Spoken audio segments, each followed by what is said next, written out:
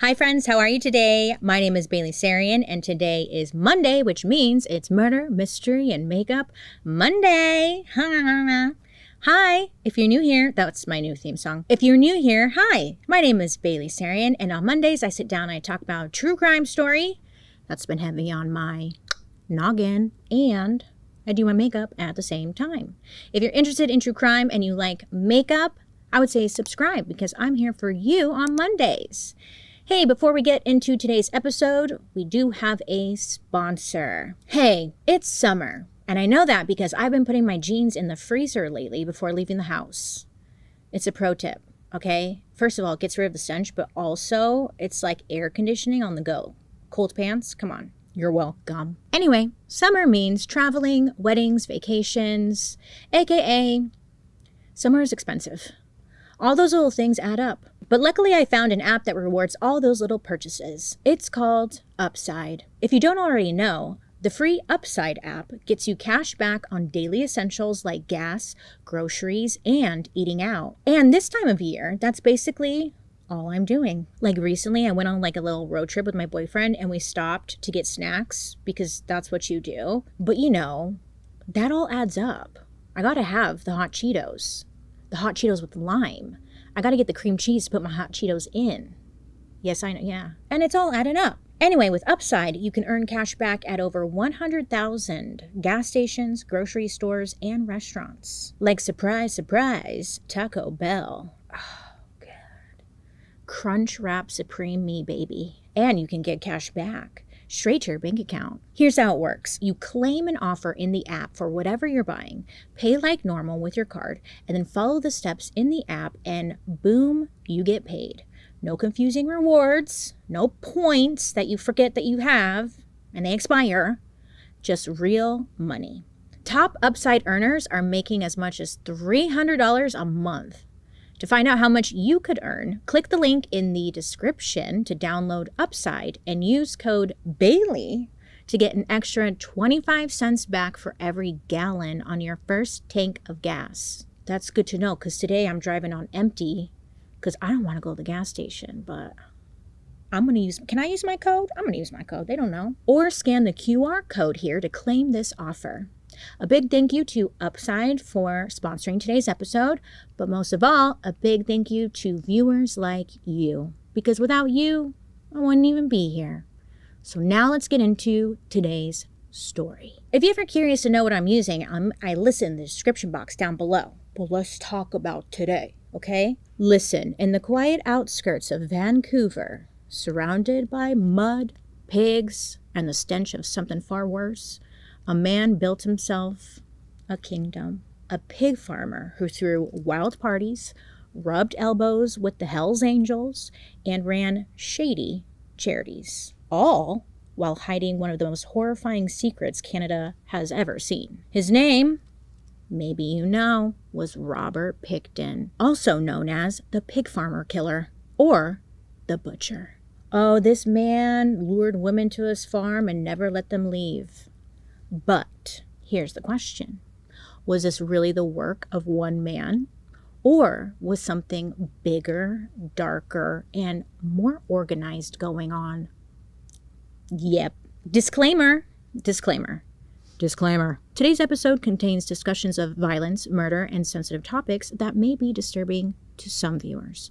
Viewer discretion is advised. So let's get into Mr. Robert Pickton. So Robert Pickton was born on October 24th, 1949. So he's a Scorpio.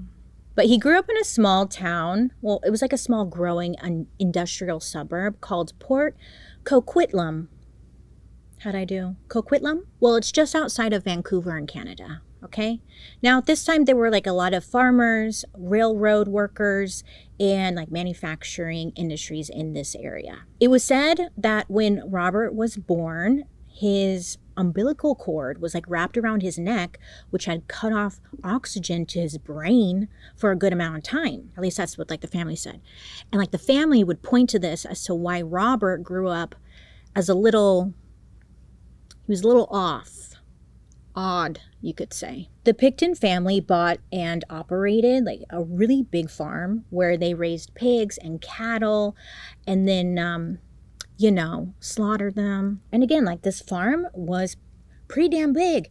It was at least like 30 acres. Robert's father, he was around, but it was said that his mom was mainly the one who ran the business. Like she was very strict. She was a workaholic. I think she was just freaking maintaining this farm. It's huge. Okay. So she's really like running the show. Now, Robert also had 2 siblings, an older sister named Linda and a younger brother named Dave.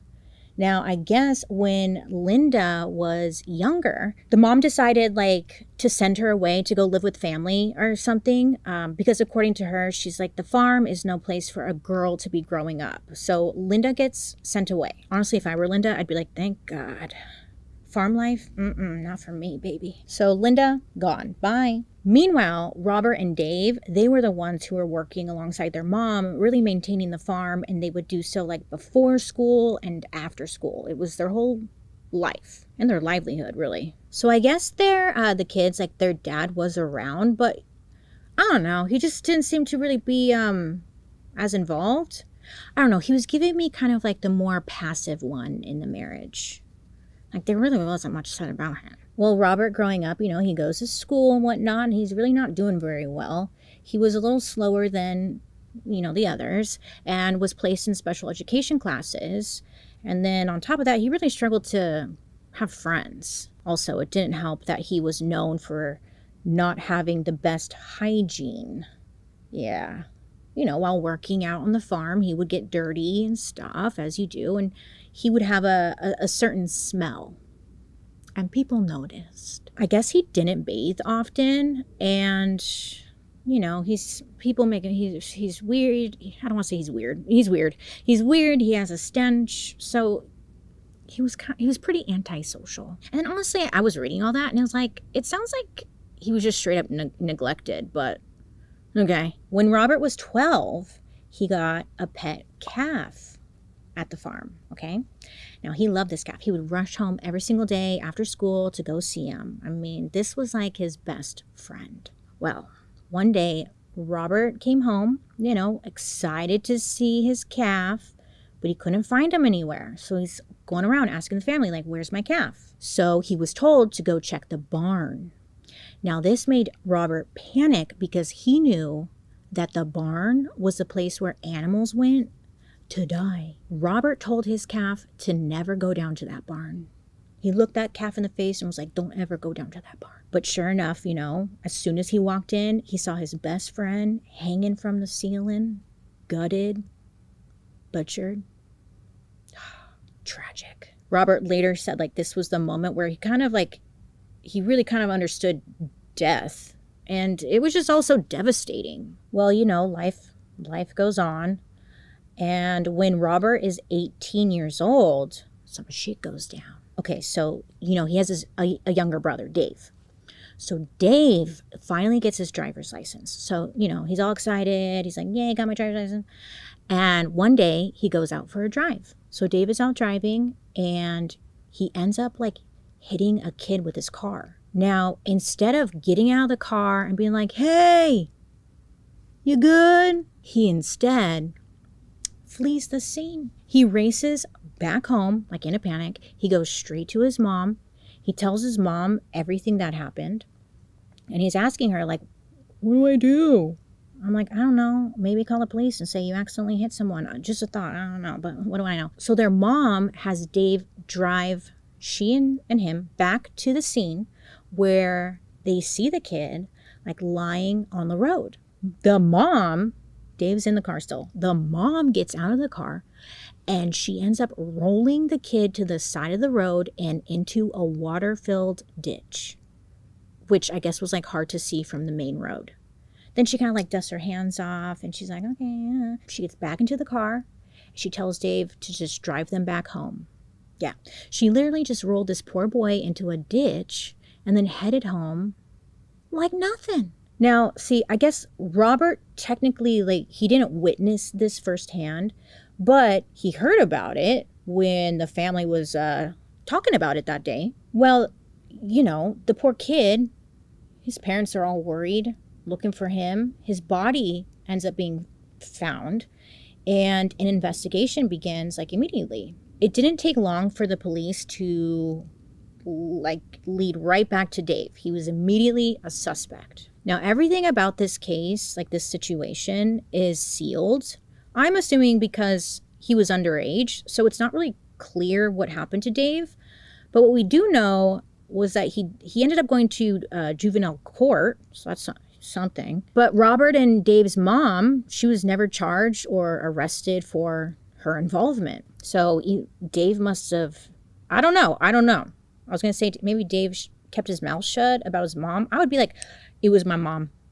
She did that shit. But that's just me, I guess. Now, this feels like the first time Robert realized just how far his mom would go for them, and that sometimes crime doesn't come with a punishment. And maybe Dave is thinking the same thing too. Looking at you, Dave. So when Robert was around 28 or 29, he had a major loss. First, his father passes away. And then just a year later, his mom passes away. So his mom, she had a will, and in it said that the 3 kids, remember there was Linda, Dave, and Robert, they would split the family money and the land evenly. Now, Robert was named as the one to inherit the family business, run the farm essentially, but he wouldn't receive any money from the trust until he turned 40. So it's kind of okay, thanks, I guess. I don't know how he's feeling. But the family seemed to be having a bit of a bad run, because soon after the parents passed away, the farm somehow caught on fire, again leading to just another major loss. Now, the family farm was completely destroyed. It killed around 600 pigs. Now, luckily, around 100 pigs and 120 cattle would survive the fire, but a lot was gone. It's unclear how the fire started, but Robert was the one left to rebuild. This is a side note in my own personal opinion, but I kind of low-key think that this was done on purpose for insurance money or something. But we'll talk about that later. Robert rebuilt the farm, and when he was doing that, he decided to make a few changes to the business. So he added more animals like chickens, rabbits, geese, goats, emu. I was struggling with emu animals. And he still had the cattle and the pigs. I mean, he was a full-on old MacDonald had a farm kind of guy. Okay. Also a new addition to the business, Robert started working with another butcher in town named Pat. So Robert, he would raise, the pigs, and then Pat would come in, buy the pigs, and then they would slaughter and sell the meat. It was a good partnership for them. It seemed to work. So Robert, he's kind of thriving at this point. Now, his brother Dave, he was around.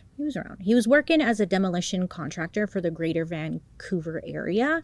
And for bigger jobs, he would call up his brother Robert to come out and help him. But those were just their day jobs.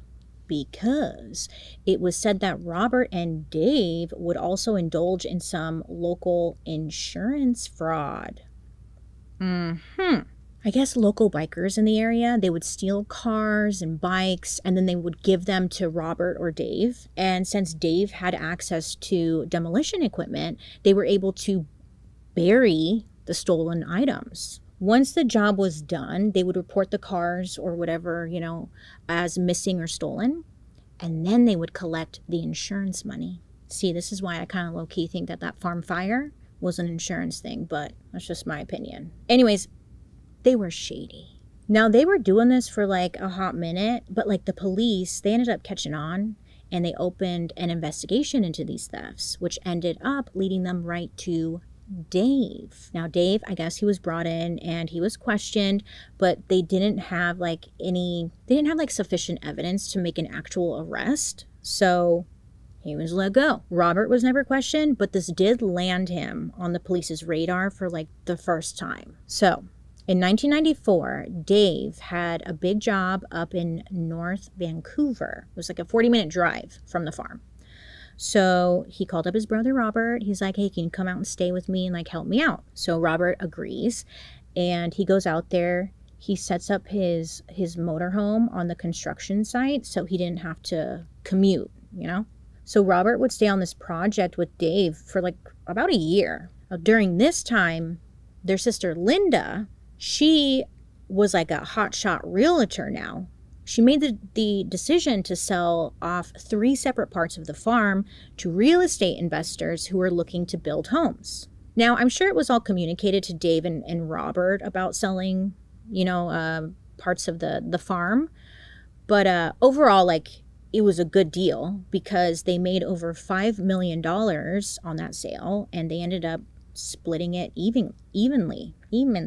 I mean, it was fine though. Yes, the farm was smaller now, but they still had about 25 acres to work with, which, a lot, you know? Oh, just a little side note, I forgot to mention. When like Robert's away, he had people working for him on the farm. So like things are still being taken care of while Robert's away and stuff. So it wasn't like he just left it and that was it. So while Robert was staying in North Vancouver, he started to hang out in this area called the Low Track, and it was in like the downtown east side area of Vancouver. Now, the Low Track was a place where, drugs, poverty, and sex work was very prominent. So Robert, on his free time, he would go hang out at this bar called the Abbey Hotel, where he would meet up with some friends. I'm like giving a side eye because I'm like, friends, okay. But he would meet up with some people for drinks, and then he would really go there to engage with the sex workers and see if they'd be willing to go home with him. He would offer them money for drugs or just drugs in hopes that they would leave with him. So Robert would invite them either back to his motorhome, which was like 15 minutes away, or to go back to his farm, which was about 40 minutes away, where they could, quote unquote, party more. He did this for years. Then in 1996, Robert and Dave decided to start another business. They thought, hey, idea, why don't we do a non-profit charity? Yeah, I mean, they had this huge farm with lots of land. They're like, we could open it there. It could be a non-profit. It could have a mission. Well, according to them, the nonprofit's mission was to, quote, to organize, coordinate, manage, and operate special events, functions, dances, shows, and exhibitions on behalf of service organizations, sports organizations, and other worthy groups, end quote. And they're like, great, like, what do we call it? They decided to call it the Piggy Palace Good Times Society. Just really rolls off the tongue. Piggy Palace Good Time Society. It honestly sounds like a good pizza place, right? Oh, I'm going down to the Piggy Palace to get some good pizza. Actually, after today's story, that's bad. That's bad because never mind. But it sounds like pizza. Great, Bailey. Well, unfortunately, this was no charity. This was no nonprofit. Instead, it was really a front to cover up the illegal bar they set up in one of the slaughterhouses. Yeah, beer and slaughter. So, yay. The Piggy Palace, though, very popular. They had wild raves. There was extreme debauchery going on. Dave, remember the brother? Yeah, he was like great friends with the Hells Angels, a notorious biker gang with a reputation for violence, loyalty, and running illegal enterprises worldwide. Yeah, he's friends with them. So he decided to hire some of the members as security at the Piggy Palace. Now, some people believe that Dave was actually a member himself, but that's never been confirmed. But they would throw these wild parties. Robert and Pat, the butcher guy, they were there at these parties. They'd be cutting up meat, barbecuing. It sounds like a good time, kind of, not really. Kind of, anyways, people loved it there. It was said that on any given night, there would be up to like 2,000 people who would show up. Yeah, huge, right? It was a well-known party spot. So the Piggy Palace really seemed to be the place to go to do like illegal and questionable activities. But regardless, or because of this, it was very popular. so popular that off-duty cops and city officials were regular attendees at the Piggy Palace. Oh yes. Oh yes. I wish I could give you names, but it was like, it's so hard to actually find names. It's just people who were like, yeah, I saw that guy's a cop there or whatever, you know? Even though Robert didn't have any issues with the cops at the Piggy Palace, he did make several decisions that eventually made him a person worth looking into. You see, in March of 1997, Robert, he went over to the low track area and he offered a sex worker named Wendy drugs and $100 to go out to the farm with him, you know, and she accepted. So they drive out there, and when they get to the property, they head to his trailer. When Wendy gets inside of the trailer, she like is looking around and she notices that there is a sleeping bag on the floor and a large roll of like clear plastic next to it. She's like, love your decor. It's cool. Okay. They do the deed. Wendy gets her money. Then she heads to the bathroom. When she comes out, she asks Robert if she could use his phone. And he's like, sure, here. So Wendy, she's on the phone and she notices that Robert is like coming towards her. She's like, what? Robert then tries to slip a handcuff on her wrist. So she's like, what the fuck? No. And she immediately starts to fight back. So there was a struggle. They were like wrestling and fighting and like going back and forth, kind of making their way into the kitchen area. So when they're in the kitchen area, she notices a knife. She grabs the knife. She starts slashing at Robert. She stabs him in the arm, and then she slashes his face from ear to ear.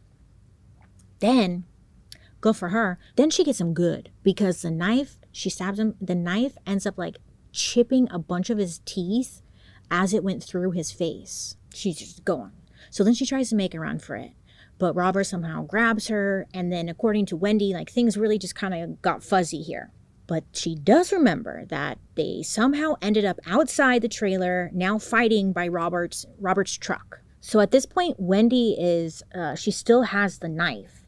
It's in her hand. And according to her, she just stabbed him right in the back. And then he went down. So she's like, oh shit, you know, she needs to like get help. So she runs to the nearest house, knocking on the door, no one answers. Then she sees a car coming down the road. So she runs out and she like flags them down. It was like an older couple that was driving the car, and they agreed to take her to the hospital. But before they drive off, Wendy points to the trailer and she tells them that like, look, if I die, the man that killed me lives in that trailer. And then they drive off. So at some point during this whole fight, Robert was able to stab Wendy. Like she had noticed she was bleeding from like her stomach area. She doesn't know like when it happened, but she knew she was bleeding. So the couple that picked her up, they take her to the hospital. When she gets here, she's, you know, taken back to go into like surgery. And the couple that took her to the hospital, they tell the staff that there was a man back at the location who was also hurt. So this part honestly was like a little confusing, because somebody goes back to Robert's place and picks him up and brings him to the hospital. I'm thinking maybe, is that like free healthcare? Because in America, people would be like, so? Anyways, but Robert, I guess, is picked up by an ambulance or something and is brought to the hospital. He's given like 150 stitches, and then he was released. Yeah. I was like, that's nice. He was released, and I know what you're thinking. You're like, why the hell wasn't he arrested? And honestly, couldn't quite find a clear answer. I think my assumption is that the police had to wait for a statement from Wendy, and at this point she was like undergoing surgery. She was not fully there.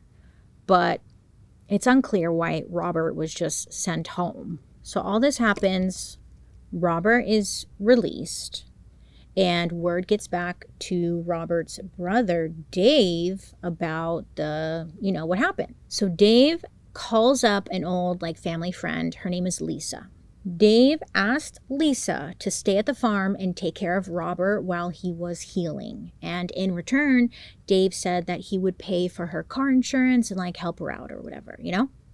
So Lisa agrees and she moves in. She goes to the farm, she moves in for a bit, and she's staying like in Robert's trailer. So Robert is back at the farm, you know, he's down, and Lisa's there. And Lisa, she starts looking around. Maybe like snooping a little bit. I don't know. She's just like looking around as you do when you're in someone else's house, maybe. I don't know. But she's looking around and she starts like noticing some odd things. First, she like came across a bunch of IDs, okay, like ID cards. And they belong to like a bunch of different women. And she's like, okay, like, that's weird. Then she found a bunch of different women's clothing. She's like, okay, also weird. Then she like looked a little closer.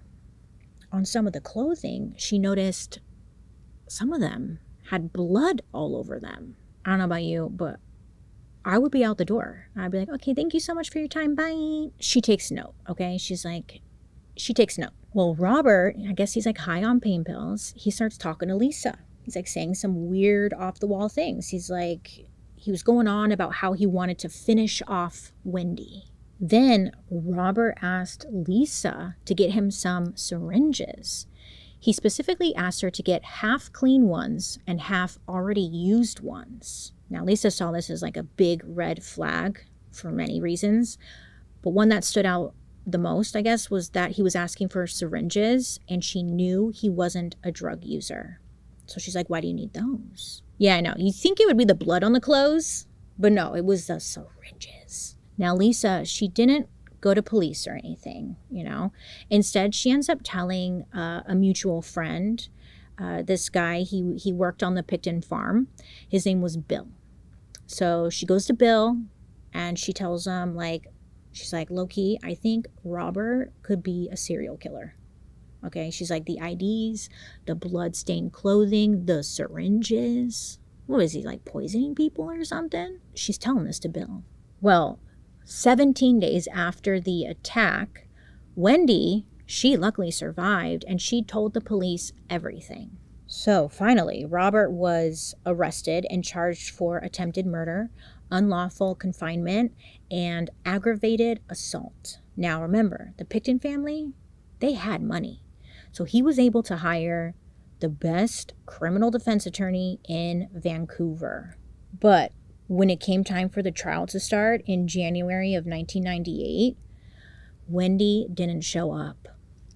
So without an accuser, the judge was forced to drop all of the charges. The police did keep the clothes and the rubber boots that he was wearing when he attacked Wendy, and they kept that in evidence, which good thing they did because it comes in handy later. So a few months after the charges were dropped, Robert, he goes back to the low track and he picks up a woman named Sarah. Now, Sarah, she worked out of this place called the Crack Shack. Yeah, it was a really popular pickup location for sex workers, but also I guess they had really great drugs.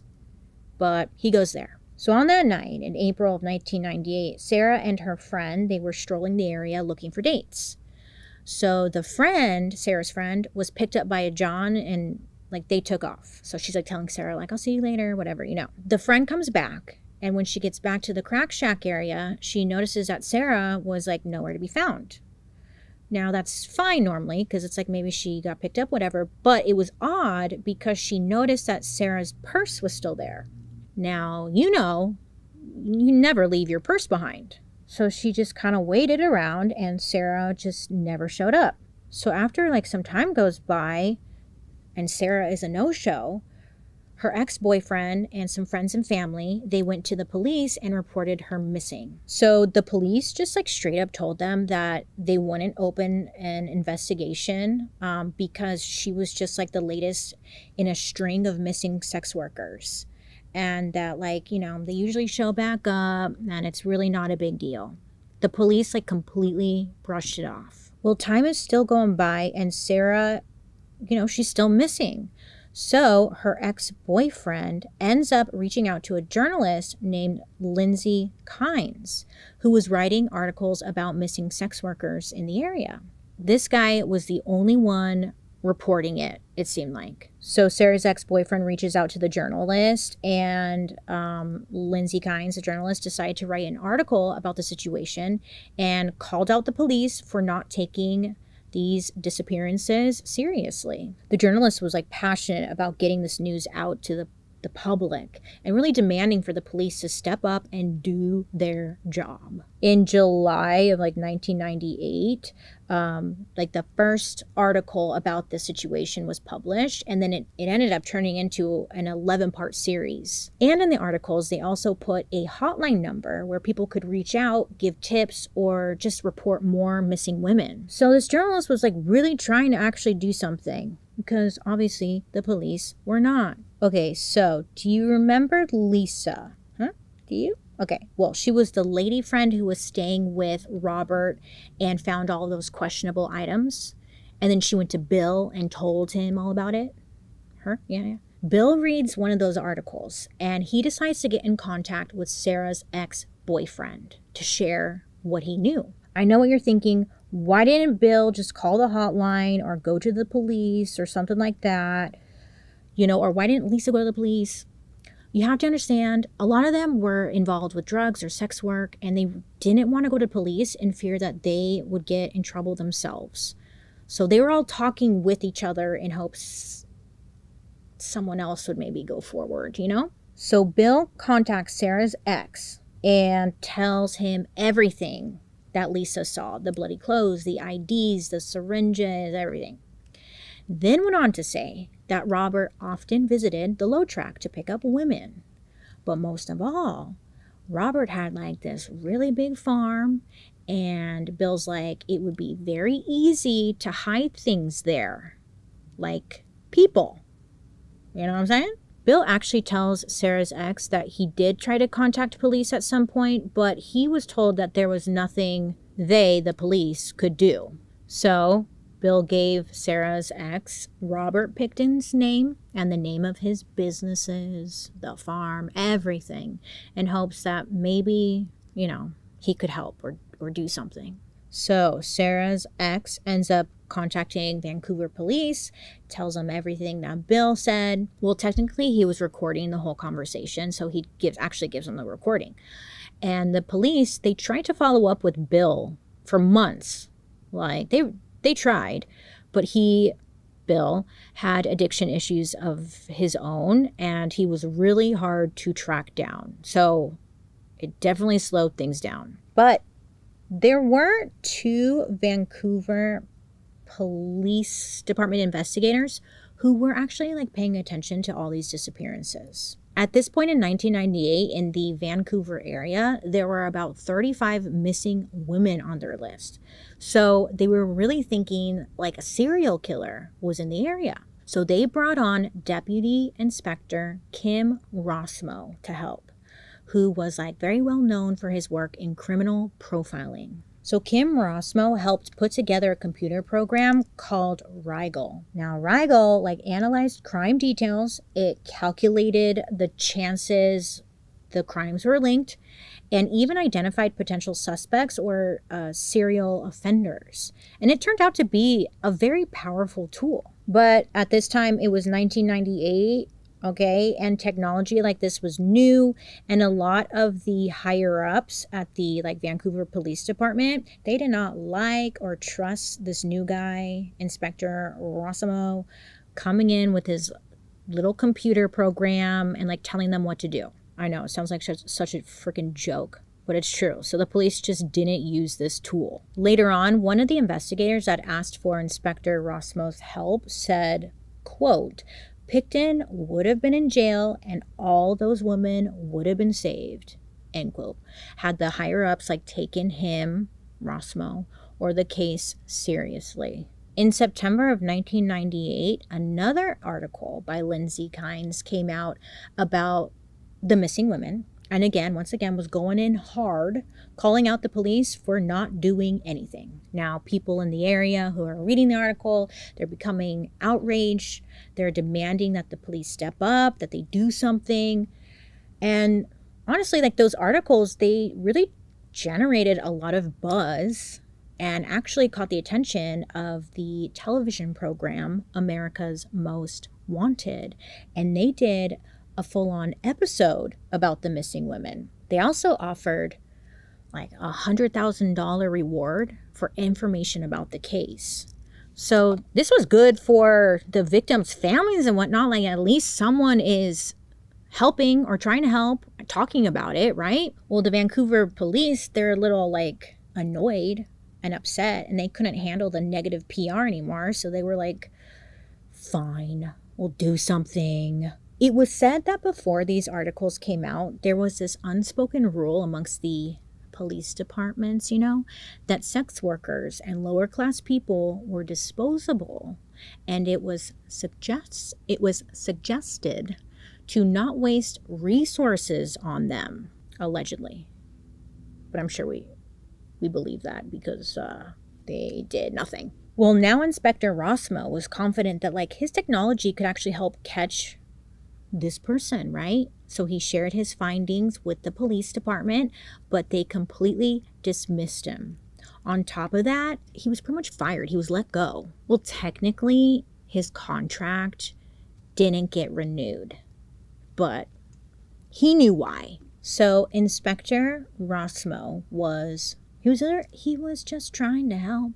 I don't know, maybe even like do his job, right? Luckily, there were some in the police department that were like still taking this seriously. And in May of 1999, the Vancouver Police Department organized a group who were dedicated to review the growing number of disappearances of women in the area. And this like dedicated team to the case, it was called Project Amelia.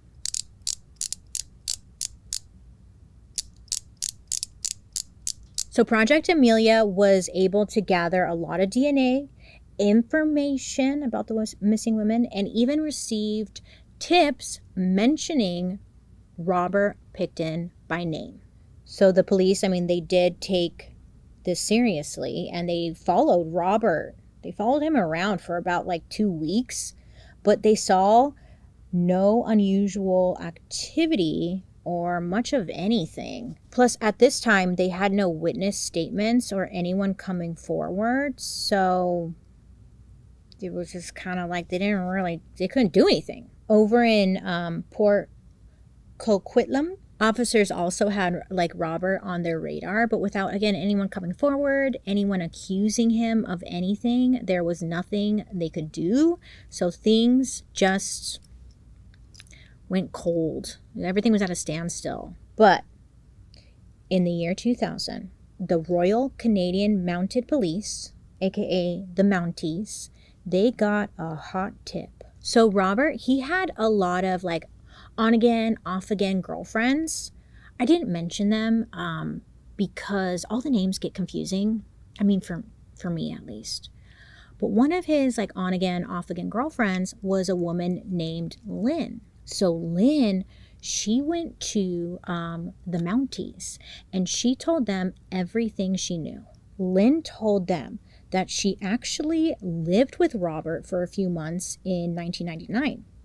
That they slept together, she cleaned his trailer, he'd supply her with drugs, and occasionally the two of them would go out and pick up sex workers to bring back to the farm. She said that there was this one night where she and Robert, they went to New Westminster and they picked up a sex worker. When they got back to the farm, the woman and Robert went to the trailer to have sexual relations. So Lynn, I guess she was out in the living room. She's just kind of waiting and she starts to doze off. She said all of a sudden she was woken up by like a super loud noise, and there was like this very bright light coming from the barn outside on the property. So she's, like, what is going on? So she gets up and she goes to check it out. She said that she walked into the barn and that she was immediately hit with like a terrible smell. Okay, so she's like, Then she kind of like looks directly, directly in front of her, and she realizes that she's staring at someone's toes. So she's trying to like process, what am I looking at? And she looks up and she sees that it's freaking body or something. Someone's legs are dangling from the ceiling. What's that one meme? No, no, no, no, no, no, no, no, no, no, no, no, no. That'd be me right now. No. So Lynn, she's like, oh my God, what the fuck? So she screams, obviously. She's in total shock. Robert, he's in there. He pulls her like further into the barn and he closes the door. Lynn said that she like looked around. She's like looking around, right? And she notices that on the table, it was covered in blood and there were like dark clumps of hair on it. She's like, what the fuck? She looks at Robert and she realizes that he is covered in blood as well. No. That's all I could think of. My brain just went there. Poor Lynn. Lynn said she was completely frozen. She's trying to comprehend, what the hell am I seeing right now?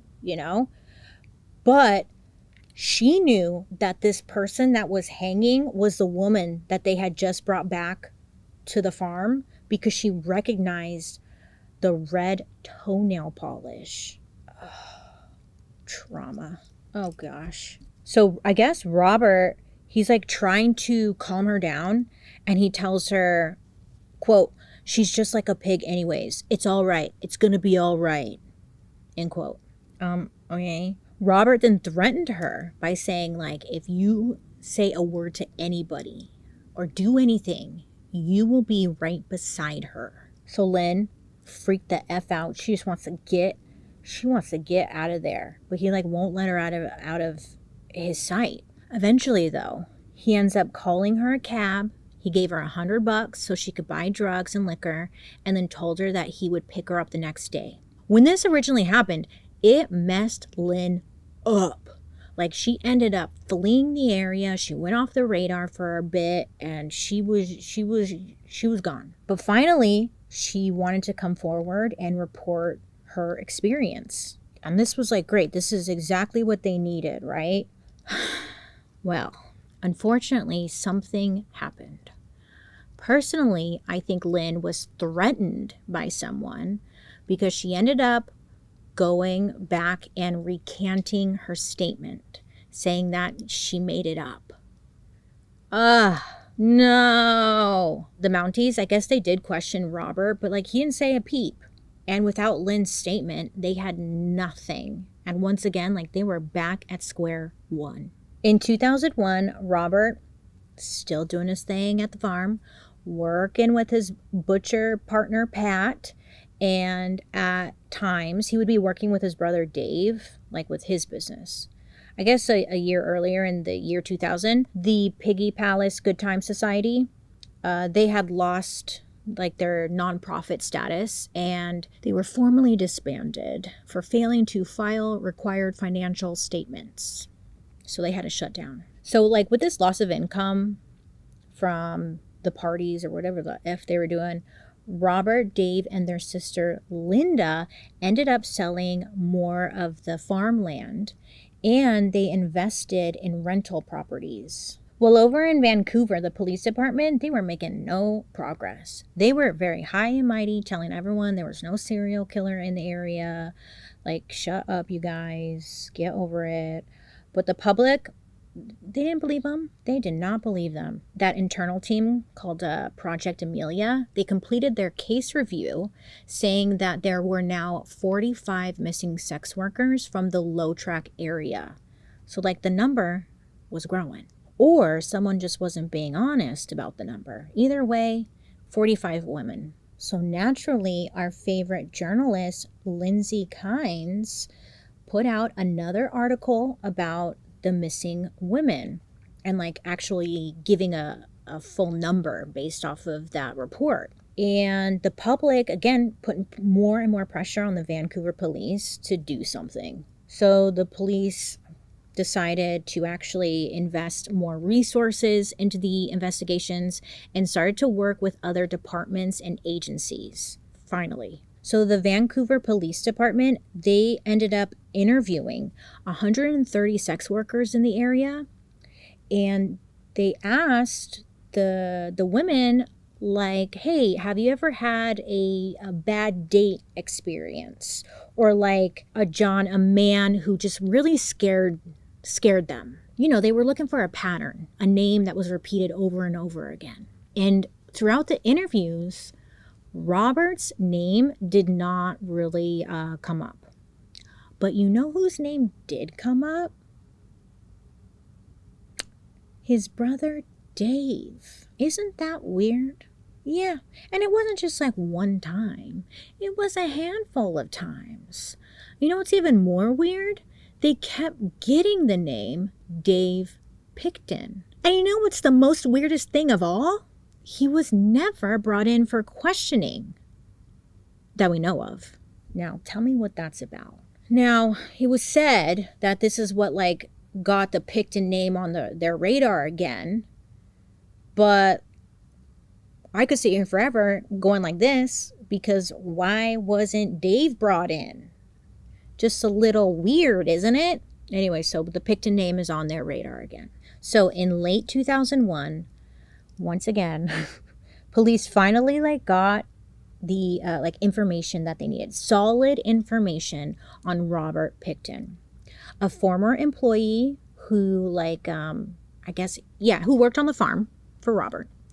He shared with the police that Robert, had several unregistered and illegal firearms on his property. And with this information, police were finally able to get a search warrant for the farm. I know. Because I was like, so it wasn't the other allegations and stuff that was mentioned. It was the firearms. But okay, fine. Like, it's movement. It's movement. But at least now they got their in. They finally got a warrant.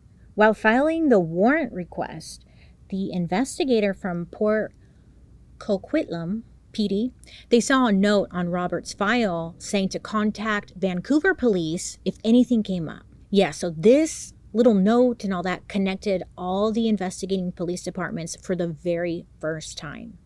Because this entire time, they were not talking to each other, these departments, because Vancouver had their own police, Port they had their own police, New Westminster, the Mounties, none of them were talking to each other. I know, very frustrating. So on February 5th, 2002, police were finally able to search Robert Pickton's farm. Thank God. So he was arrested. Did I mention that? Well, he was arrested. Okay, so he was taken away. Now they're able to search his farm. Mind you, it's huge property. So they look in his trailer and they see, this is where he had been living majority of the time. They found handcuffs, zip ties, a paper that had a list of women's names on it. They found women's clothing, purses, illegal guns, sex toys. And based off the images I saw, I was like, it was dirty. Never seen a duster before. That place had never been dusted. And then they found a very questionable item. It was a Weston 22 revolver, okay, with a curved plastic dildo covering the barrel. I was like, what? Robert said he used it as a silencer. Yeah. I was like, points for creativity, I guess. Oh, God. My nasty brain, and maybe your nasty brain went there too. I was thinking, did he insert it and then shoot it? I don't know. Anywho, so also in Robert's trailer, police found an inhaler, and this inhaler belonged to a woman named Serena who had just recently disappeared from Vancouver.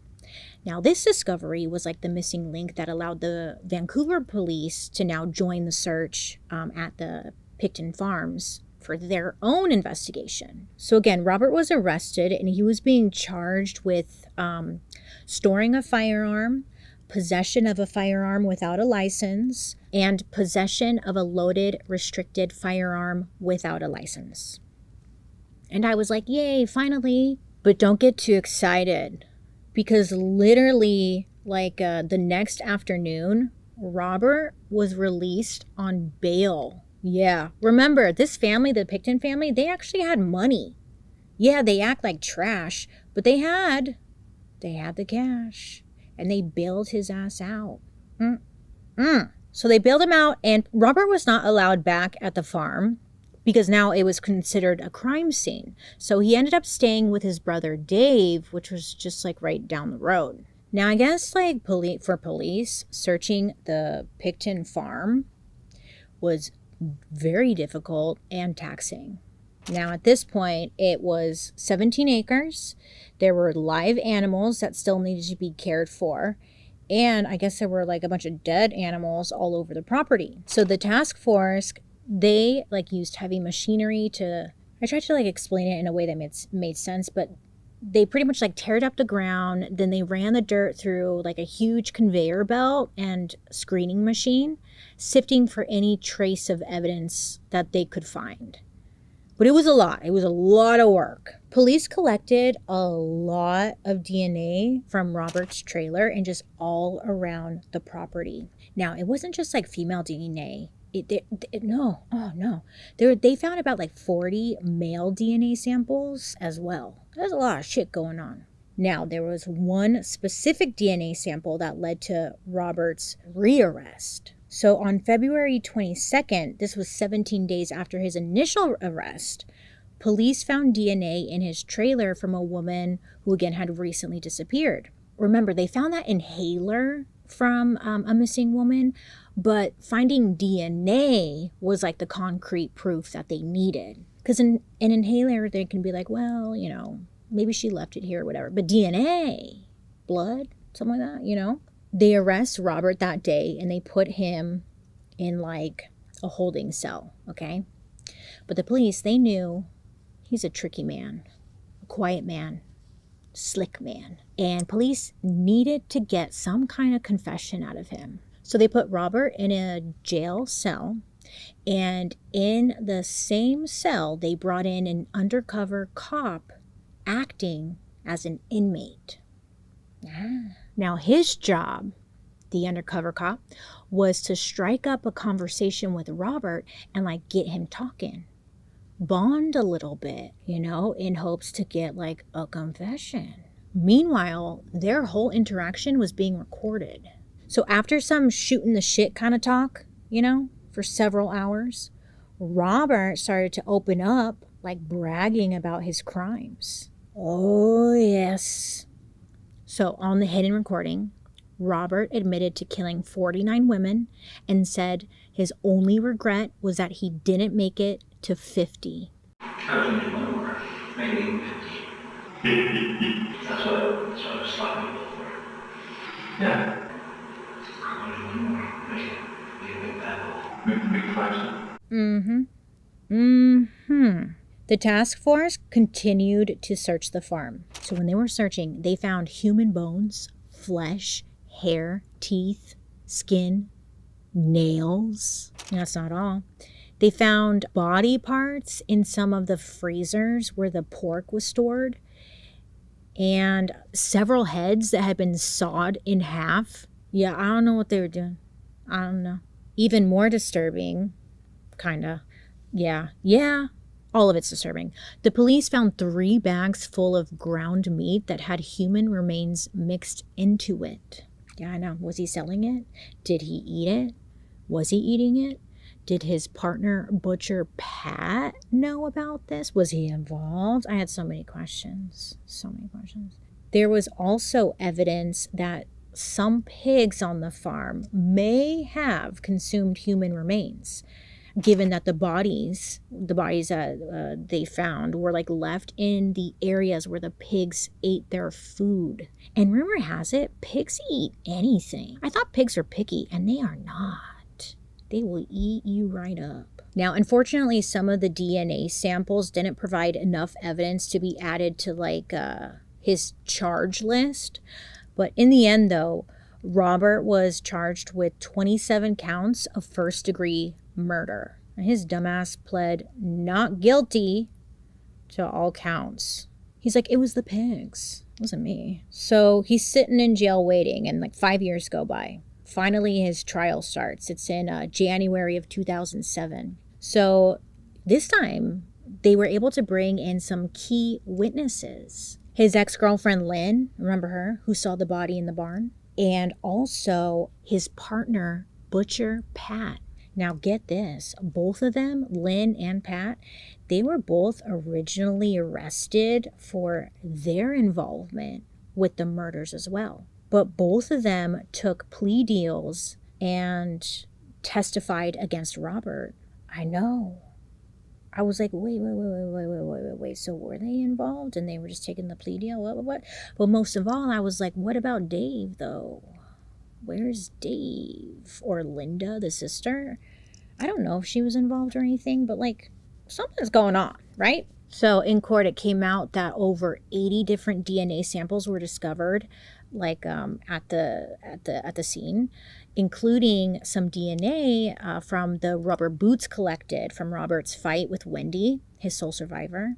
Yeah, remember I told you that would come in handy. Robert's defense lawyers claimed that the farm was like a beehive of activity, that other persons, unknown and known, used Robert's place to kill the women without him being involved.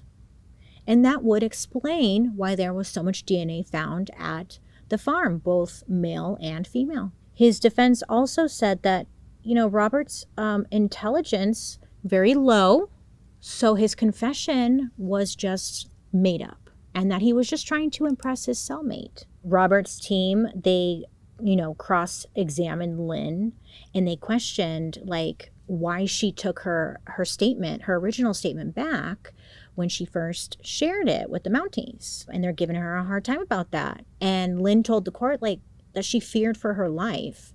But now that Robert had been arrested, she felt safe telling the story or sharing her experience, and she was sticking with it. So on December 9th, 2007, Mr. Robert Pickton, he was found guilty of 6 counts of second-degree murder, even though he was charged with 6 counts of first-degree murder. I know. I was like, wait, what? Huh?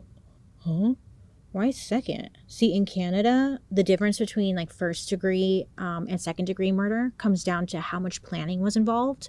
First-degree is premeditated, carefully planned out, while second-degree is more spontaneous, more like a crime of opportunity. Regardless, Robert received a sentence of 25 years to life. About damn time. Look, in 2010, Robert's lawyers, they felt that his conviction was the result of an unfair trial, and they filed for an appeal. It went to the Supreme Court of Canada, and they were like, no, dude. They ruled that the conviction still stood. There's a lot more nitty-gritty detail there, but at the end of the day, everything stood still. Or still stood. You get it. Now, once the trial was over, the Vancouver Police Department, they had problems of their own, because an investigation was opened regarding their handling of this entire case.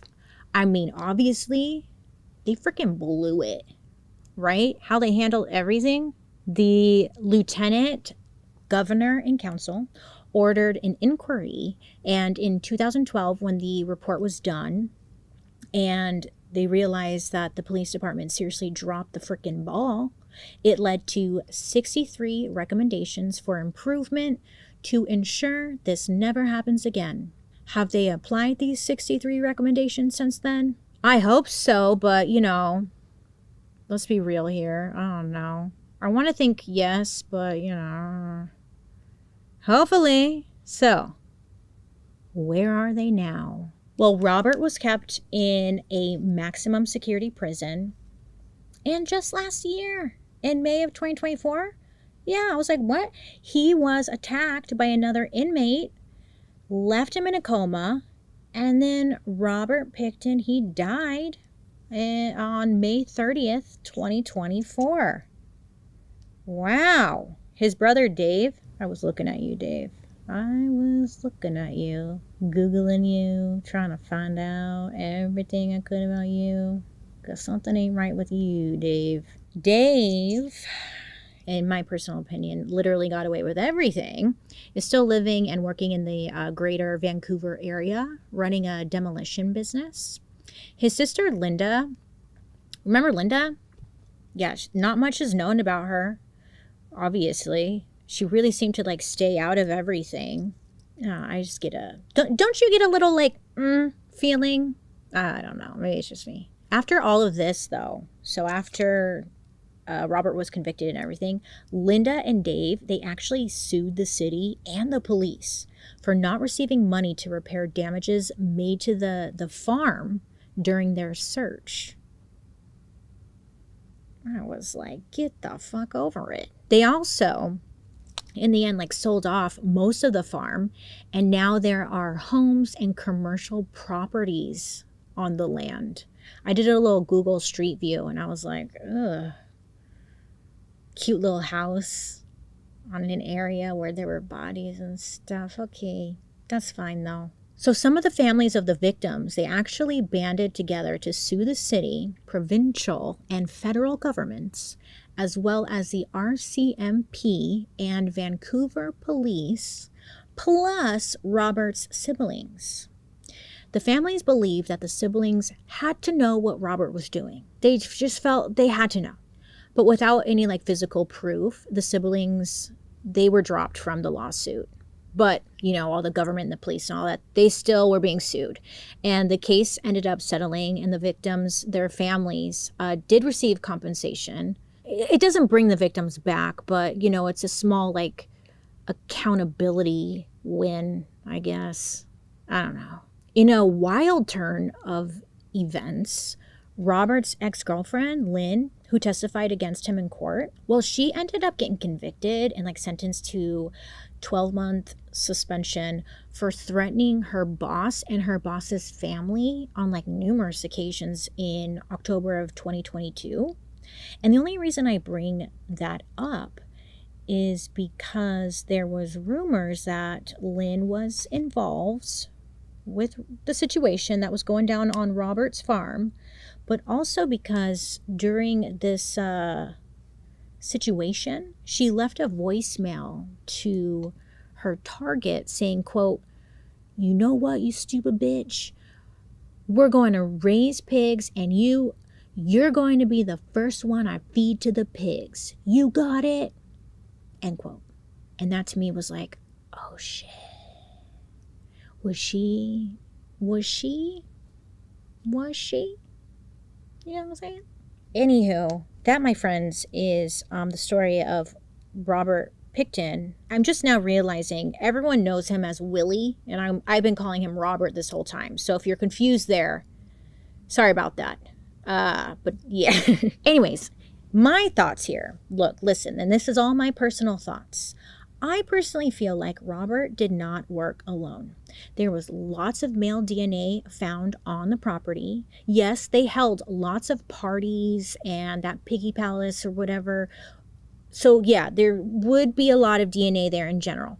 But like there was male like blood found on some of the objects.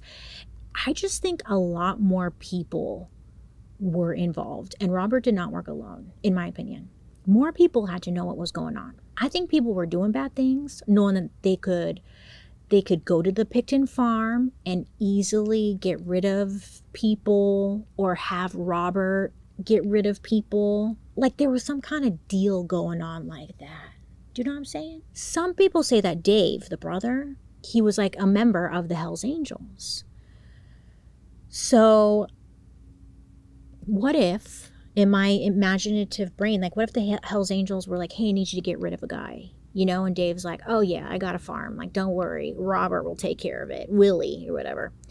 Do you know what I'm saying? Like a deal like that. Again, Dave was named by sex workers as being aggressive and scary, that he would intimidate people if they spoke up about things going on at the farm. He threatened to like rape people, get rid of people. I searched high and low as to why Dave wasn't brought in for questioning by police, like at all. So this made me think that the off-duty police, you know, the police officers, the city officials that hung out at the farm and the higher-ups, they were all protecting his ass because if he got arrested, he was gonna rat on everyone. I would bet money that's probably why he wasn't brought in, because Dave was probably like, oh, you want to arrest me? Well, I'll name all you bitches and you're all going to come down with me.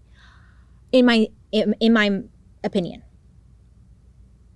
Thank you. Just had to make that clear. Plus, Dave had that demolition company. You don't think he could hide bodies? I bet you there are bodies under those houses that they built on the property.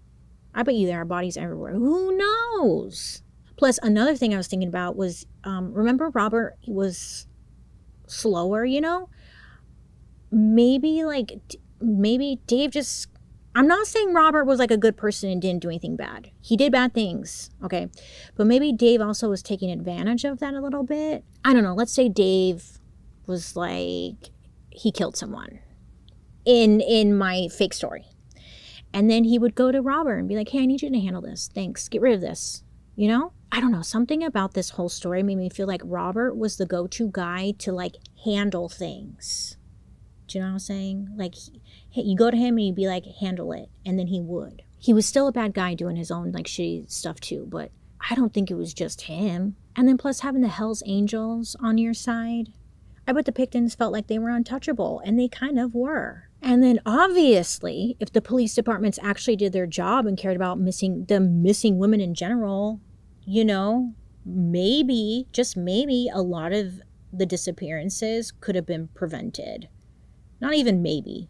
Probably. I was over here naive, I guess, thinking that police in Canada they're probably so much better and actually like do their job. But in the end, I'm like, shit, they're all the same. The story of Robert Pickton is an awful reminder of how many systems failed the victims long before he ever laid a hand on them, and how the most vulnerable are often the easiest to overlook. And at the end of the day, they all deserved better. And something bigger is going on too. But I would love to hear what you guys think. Do you think Robert Pickton really acted alone? Or do you think something more was happening behind the scenes? Am I losing it? No, I think, well, whatever, let me know. Do you really think that we'll ever really know what went down on the Pickton farm? I don't know. Thank you guys so much for hanging out with me today. Let me know down in the comment section if you have any suggestions for a future episode. Don't forget to like and subscribe. I know, trying to make daddy YouTube over here happy by saying that. I hope you have a wonderful rest of your day. You make good choices. Be safe out there. And I'll be seeing you guys later. Goodbye.